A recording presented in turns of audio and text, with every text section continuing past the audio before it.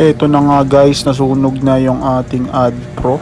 Hindi talaga totoo na may ad pro ka. Makakaligtas ka mga boss. Ito na siya. Bumili lang tayo saglit sa Dali, tapos pagbukas ng MC natin, ito na. Check engine na siya. What the heck?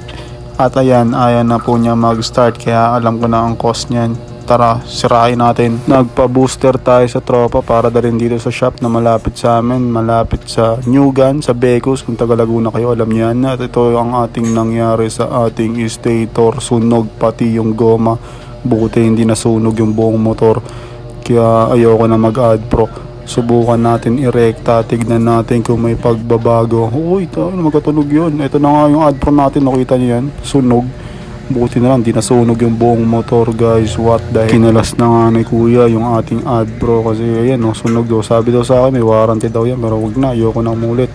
Ito, pinarekta na lang natin siya. Subukan natin yung mga rekta boys. Ayan, ginawa ni kuya. Maayos naman magrekta dito.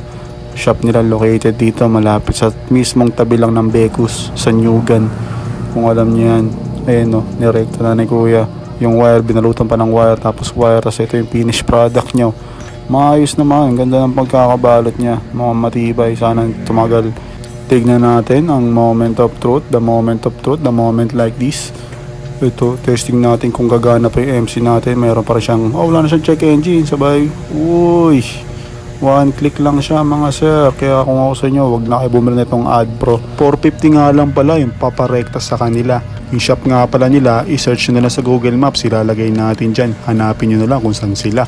Kaya wag na kayo magpabudol sa ad pro, irekta mo na yan.